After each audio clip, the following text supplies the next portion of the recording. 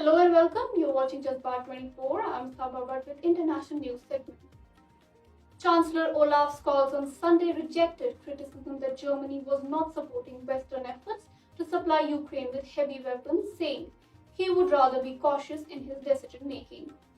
Scholz is under pressure at home and abroad to help Ukraine repel Russia's invasion by supplying Kyiv with heavy arms such as tanks and howitzers, and supporting an immediate European Union embargo on Russian energy imports to strip President Vladimir Putin of hard currency that helps him finance the war.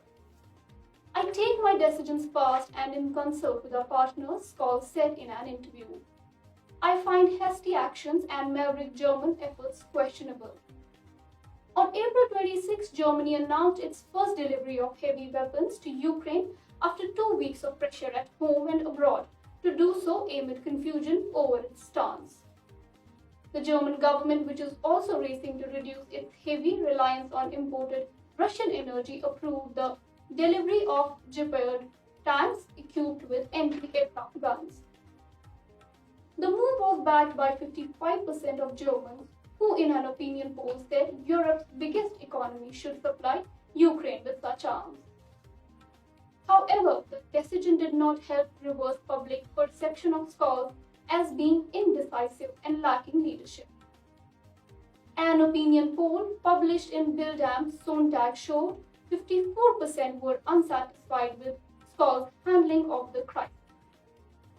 His approval rating fell to 32%, the poll showed.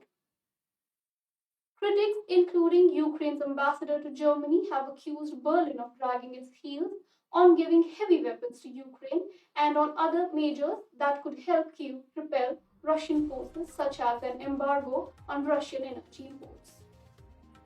They have said Berlin is not showing the leadership expected of a major power, and its hesitations amid concerns about the economic effect in Germany of barring supplies of Russian gas are costing Ukrainian lives. The Greens and Free Democrats, junior coalition partners to Scholz's Social Democrats, are keener on providing more military assistance to Ukraine. Scholz has had to balance their demands with those of left-leaning members of his party, who say delivering heavy weapons to Ukraine risks provoking a Russian military response in a third country and sparking a broader conflict.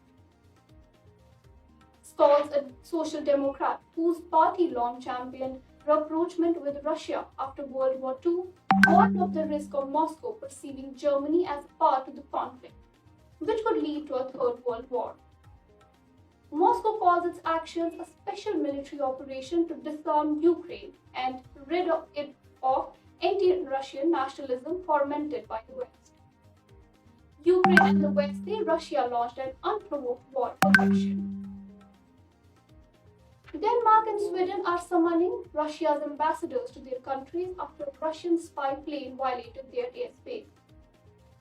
Authorities from both Denmark and Sweden reported that the Russian plane entered Danish airspace on Friday evening east of the Danish Baltic island of Bornholm, then entered Swedish airspace. Danish Foreign Minister Jeppe Kofod said Russia's ambassador to Denmark has been summoned over the spy plane incident, which he slammed as unacceptable. There exist established procedures for this kind of case.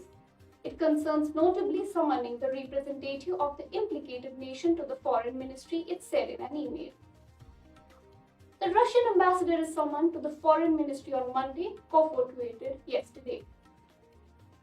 A new Russian violation of Danish airspace. This is totally unacceptable and particularly worrying in the current situation, he said.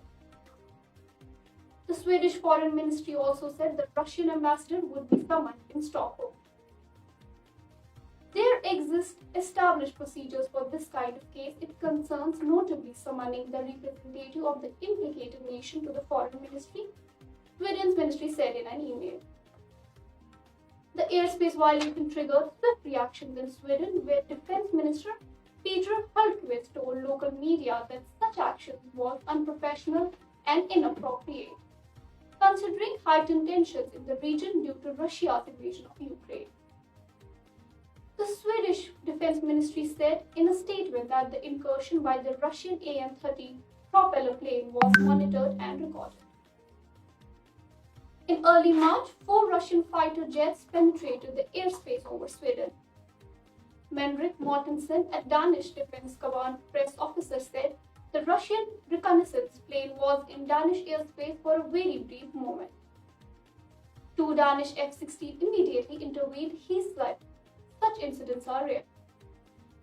Since Moscow launched its land, sea and air offensive against Ukraine on February 24, Nordic countries such as Sweden and Finland have been reviving their long-standing military neutrality and are considering joining NATO.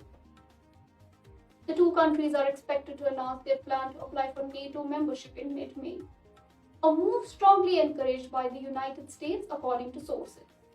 Moscow has repeatedly warned the European Union's two northernmost states against such a decision. Denmark is already a member of the Western Military Alliance. That's all for today. Keep watching the Part 24.